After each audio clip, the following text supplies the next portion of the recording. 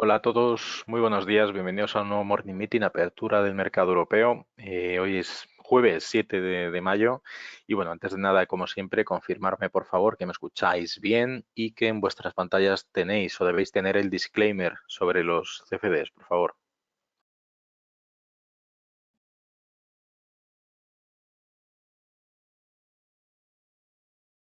Perfecto, gracias. Pues nada, nos vamos directamente a la plataforma como siempre. En primer lugar, nuestro mapa de calor donde podemos observar los movimientos extremos, sobre todo en las ventas en el en el dólar estadounidense, perdón, junto con, bueno, pues la lira turca. La lira turca ayer publicamos una noticia donde parece que hay riesgos de estos países, Turquía, Brasil, que para poder hacer frente a sus balanzas comerciales van a tener que sacar sus dólares de las reservas que tienen en sus bancos, en sus respectivos bancos centrales. Y esa descapitalización de los bancos centrales en un extremo, aunque improbable, pero dentro de las posibilidades que podrían suceder, y bueno, pues se pudieran ser países que entren en default. Entonces hemos visto a la lira turca, de hecho, en cotizar en niveles históricos, ¿vale? Con respecto al euro, al dólar estadounidense, perdón, y os recomiendo que le echéis un vistazo a su gráfico.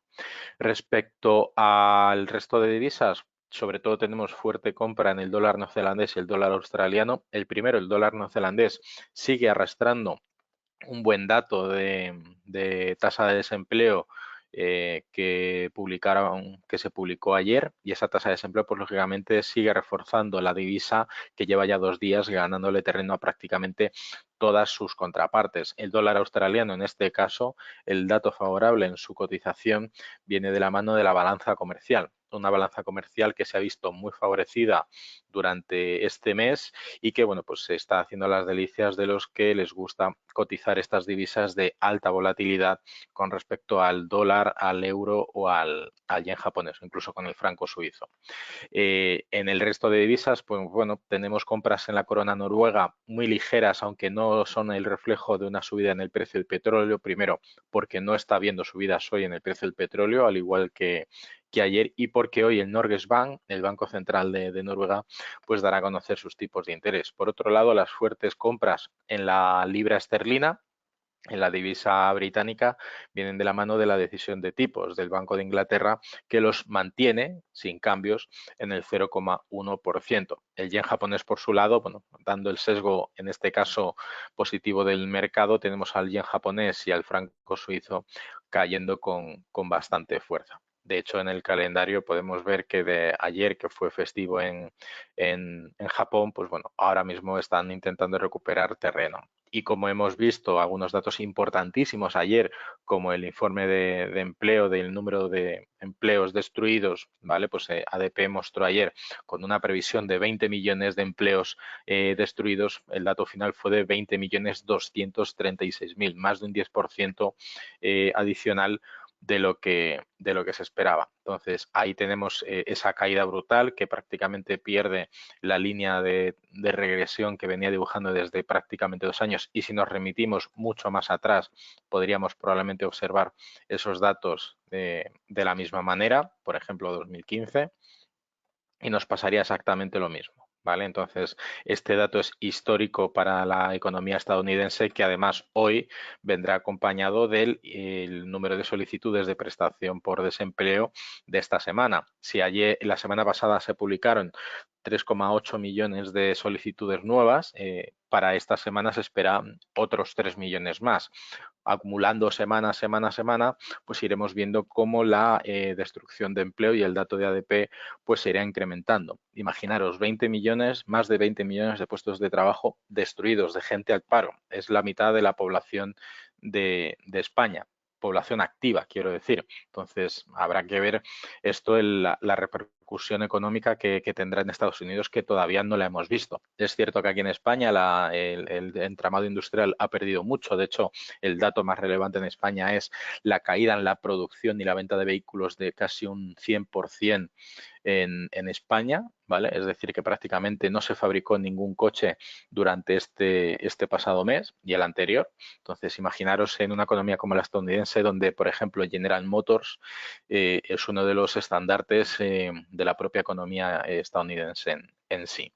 Bien, Y habiendo hecho el comentario, en el caso del petróleo, el Brent vemos como ayer perdió un 6% fruto de la recogida de beneficios y que hoy, aunque el dato de inventario de petróleo perdón, el dato de stock de petróleo de ayer semanal, que corresponde más bien al dato del Texas, no ha tenido ninguna relevancia, porque aunque haya sido mejor de lo esperado, ahora mismo pues lo que hay es una toma de beneficios y después de reflexionar, los mercados se dan cuenta que sigue habiendo un exceso de oferta brutal en el mercado del petróleo que afecta más, de hecho, al Texas que al Brent.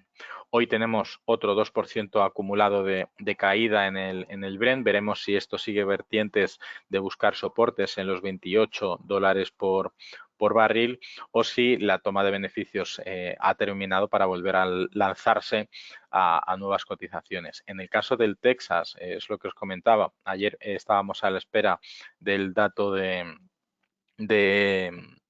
de empleo de ADP. Finalmente, cuando salió, pues lógicamente eso supuso un varapalo tanto para los índices que cotizaron en positivo y ayer el S&P y el Dow Jones acabaron en negativo para acabar perdiendo el Texas un 6,5%. Ahora mismo el acumulado de caída de hoy es un 1,5 en el soporte de los $25 por barril.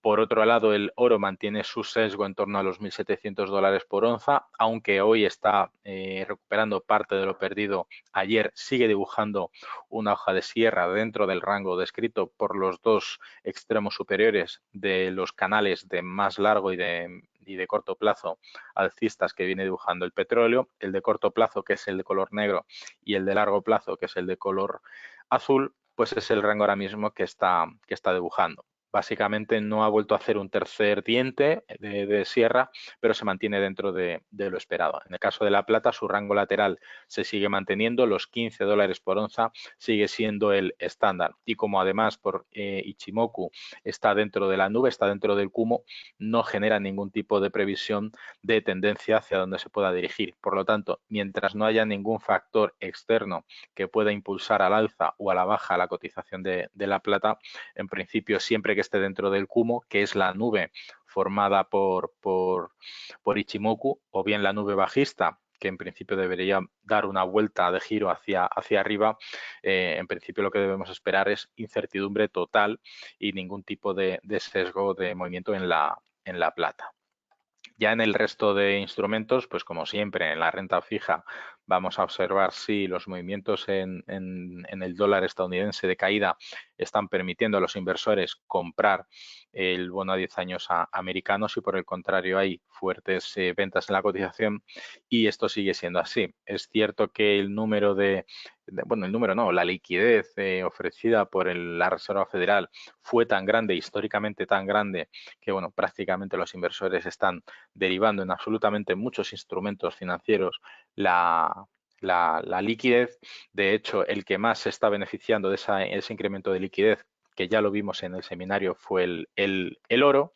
Y bueno, pues sigue manteniéndose el bono de 10 años americano en esa regresión de los $138.000 por bono. En el caso del boom de referencia en Europa, bueno, pues ruptura del soporte con un hueco que en principio todavía no ha terminado de cubrir.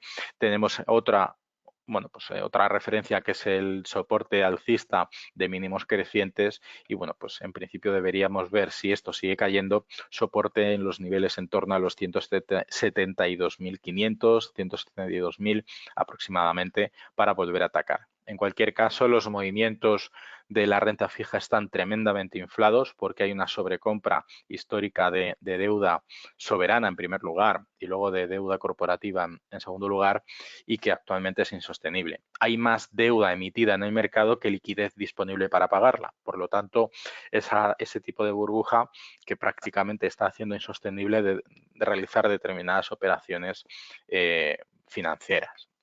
En el caso del VIX, hemos visto en la parte izquierda como hoy los futuros americanos, después de la caída de ayer, están descontando aperturas en torno al 1,3% de subida, mientras que el VIX recorta un 4,30 y aunque ayer tuvo una ligera subida, hoy vuelve a recortar y en principio veremos o esperemos que al menos pierda esos 33 puntos porcentuales.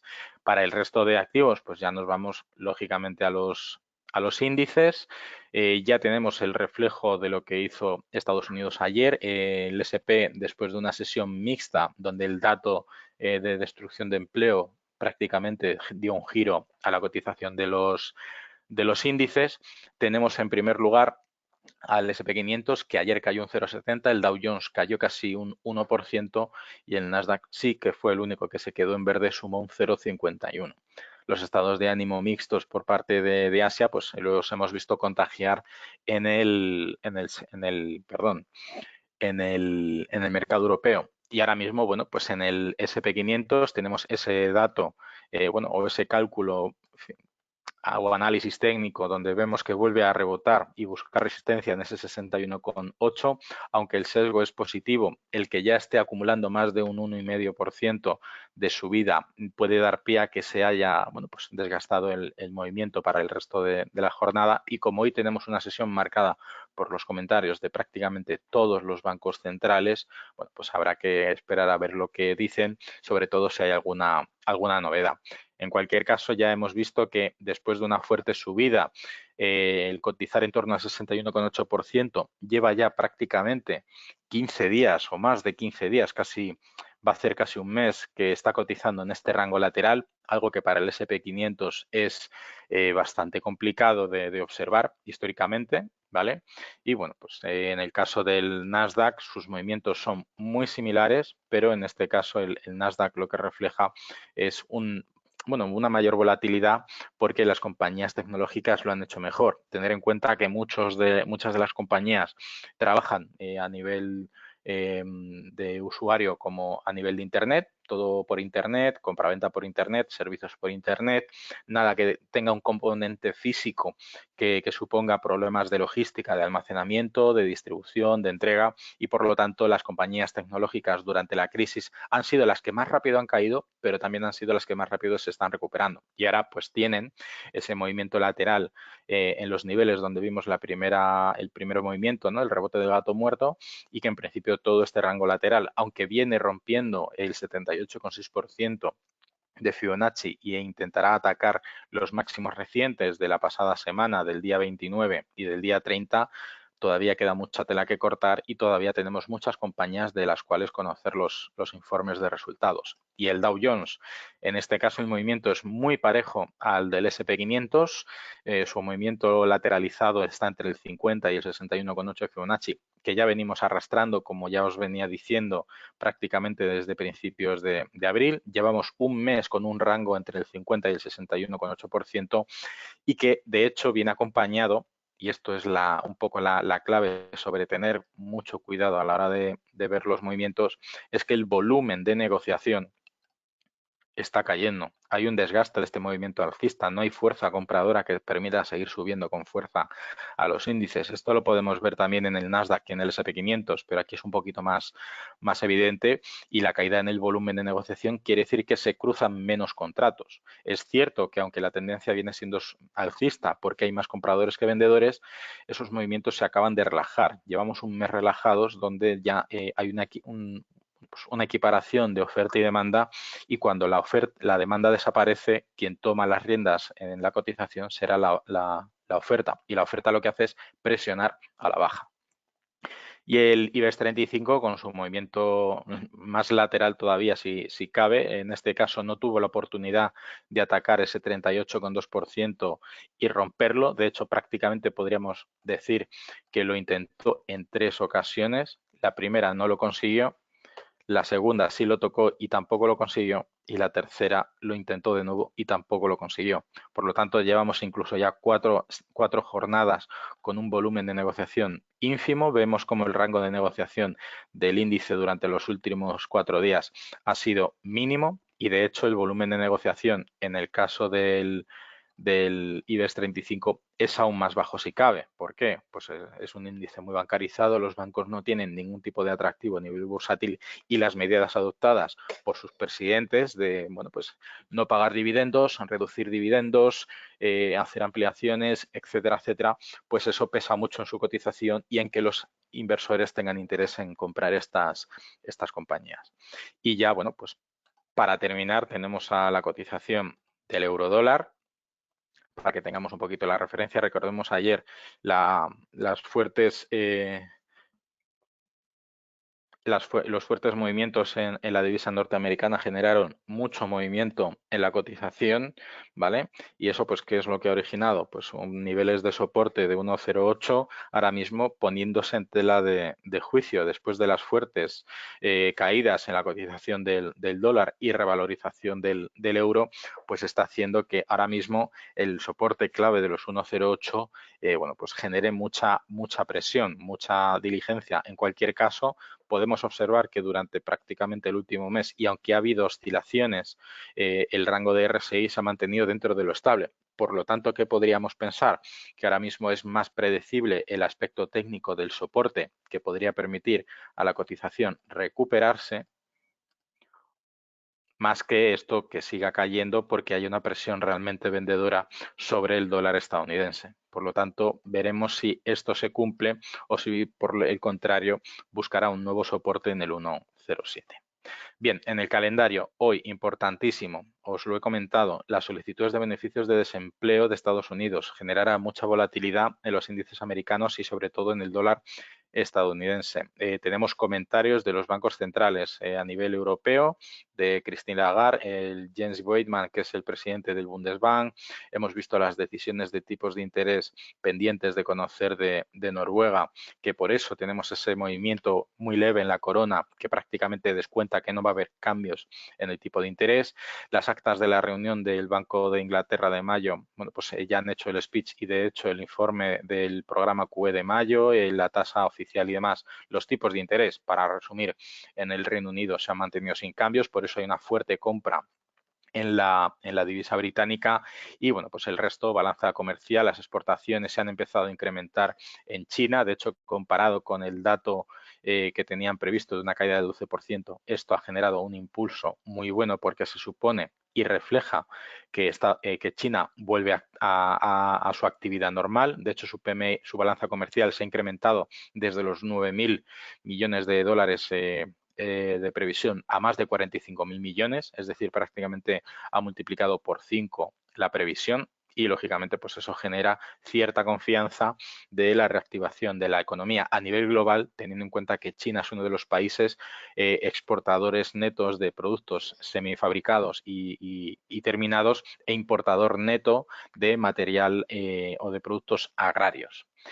¿Dónde podemos escuchar las declaraciones de Guindos, vicepresidente del BCE? No están en la web del BCE. Hombre, las declaraciones de Guindos son esta tarde a las 4. Entiendo que la página, si no la han preparado, tenemos todo el día para saberlo, pero normalmente si buscamos en la página del Banco Central Europeo, speech, nos suele speech of the Vice President, y aquí lo tenéis. Por ejemplo, vamos a ver.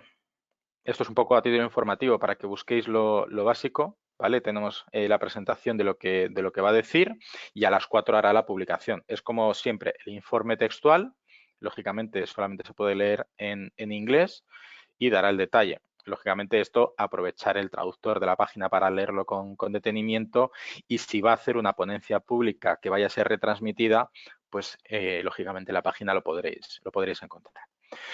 Bien, las noticias, como siempre, prestar atención a ellas, al calendario con el resumen de lo que podemos esperar hoy. Recordar que hoy tenemos, aparte de las ponencias de todo, prácticamente de los bancos centrales más importantes, tenemos informes de resultados, aunque son secundarias de todas ellas. Veremos que, por ejemplo, la marca de bebidas Monster, de bebidas energéticas, publicará sus resultados después del cierre de mercado y al ser una compañía, una empresa que vende producto, pues veremos si este primer trimestre del 2020 cuánto le ha impactado básicamente el coronavirus. Y por supuesto en los vídeos tenéis un vídeo nuevo por parte de Pablo Gil sobre las reflexiones personales. Ya le conocéis que le gusta hacer este tipo de seminarios y de hecho son muy buenos, muy sencillos y fáciles de entender. Y el resto de seminarios, pues como siempre, los habituales, análisis o bien de materias primas o reacción de los mercados tras las decisiones de tipos de la FED. Esta tarde tenéis el seminario en directo de don Daniel García, ¿vale? El seminario de esta tarde, si no recuerdo mal, para que os apuntéis y lo veáis en directo a las 5, su temática es, vamos a ver si no recuerdo mal, cómo será la vuelta a la normalidad. Probablemente haga previsiones sobre los movimientos en los índices y un poco a nivel fundamental, pues cómo podrían moverse las cosas para volver a esa normalidad. Así que os invito a que os inscribáis y lo podáis ver en directo a las 5 y por mi parte nada más. Agradeceros la asistencia, desearos muchísima suerte en vuestras inversiones y nos vemos mañana en un nuevo Morning Meeting. Hasta mañana.